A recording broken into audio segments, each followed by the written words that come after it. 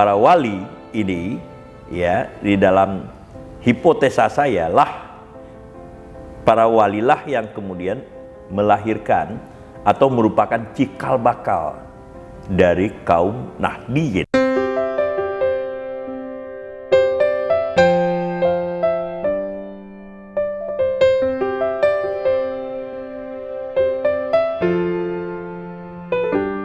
Cinta Indonesia, bangsa dan demokrasi. Selamat datang di kolom Fahri Ali. Beberapa saat lalu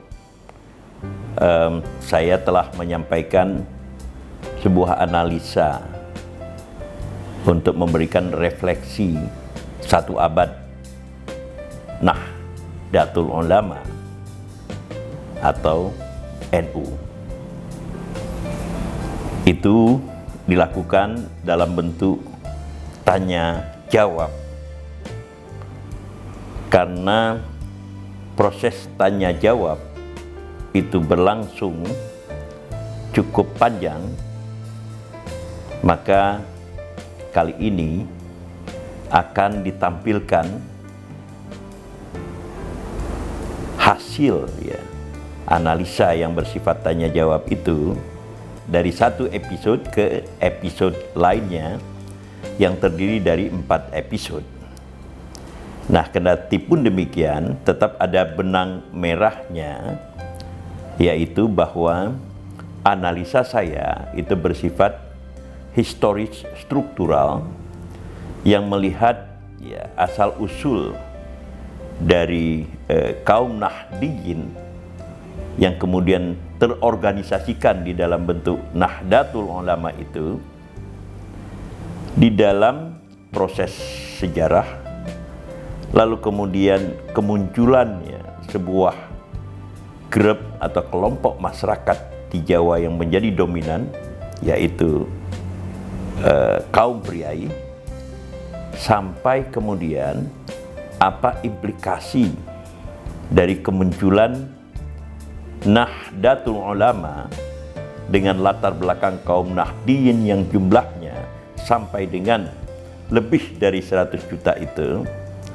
bagi hubungan antara masyarakat dan negara, lalu kemudian hubungan antara kesempatan-kesempatan yang terbuka bagi kalangan-kalangan, ya, bukan kaum Nahdliyin, untuk berpartisipasi di dalam proses bangsa dan negara dewasa ini dan di masa depan. Jadi ada 4 episode yang kami tampilkan di sini untuk kemudian bisa disimak bersama-sama. Selamat menyaksikan. Pada saat saresehan 1 abad NU di Hotel Shahid, acaranya PKB, Abang mengaitkan NU dengan priai, Bang. Itu maksudnya gimana, Bang? Oh, dengan priai. Ya, waktu itu memang saya katakan bahwa kebangkitan NU sekarang ini, ya, yang saya maksudkan NU itu berikut kaum Nahdliyin, itu telah mengalahkan, ya, posisi kaum priai. Nah, posisi kaum priai ini sebenarnya adalah sebuah posisi yang bersifat historis. Sebab, ya, kaum priai ini karena dia direproduksikan oleh, ya, kerajaan-kerajaan tradisional Jawa, maka sebenarnya usia dari kaum priai ini itu cukup tua.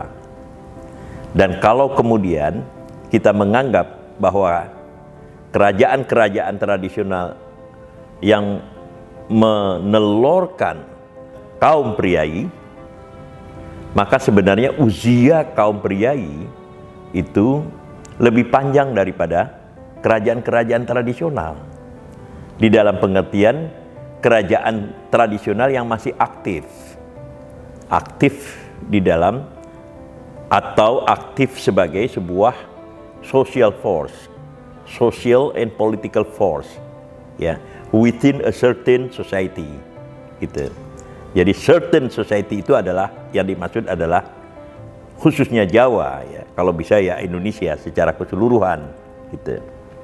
Nah, kenapa kaum priai ini penting dilihat sebagai salah satu variabel di dalam konteks ya perkembangan NU sekarang ini adalah karena kaum priai itu kata orang Betawi nggak ada matinya, gitu.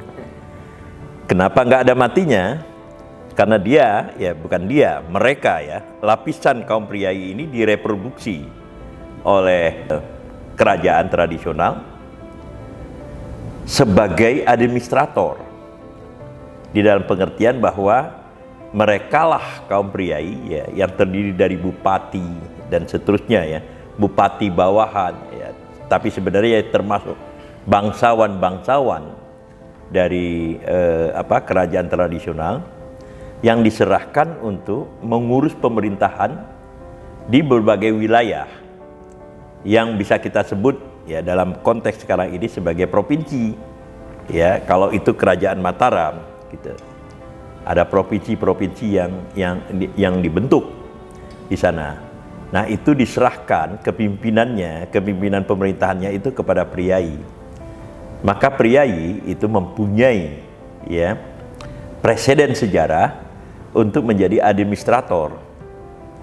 Nah, lalu kemudian kaum priai ini setelah kerajaan-kerajaan dilumpuhkan, kerajaan tradisional maksud saya, dilumpuhkan oleh Belanda, kaum priai tetap berlangsung eksistensinya.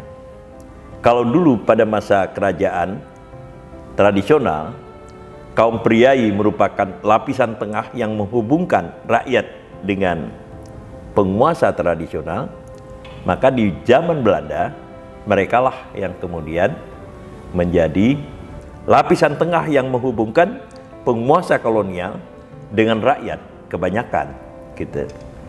Nah, jadi umur mereka cukup panjang. Panjangnya lagi itu terjadi ketika modernisasi birokrasi berlangsung ya di masa akhir kolonial Belanda.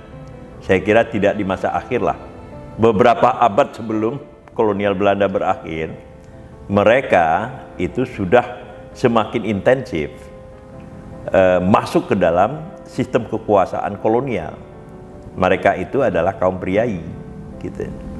Mereka yang kemudian sejak 1850-an ya, terutama 1870-an, kalau kita ikuti karya dari Heather Sutherland ya dalam The Emergence of Indonesian Traditional Bureaucracy, diperlihatkan bahwa mereka kaum priai itu semakin lama semakin muncul sebagai kaum profesional yang bergaji, gitu.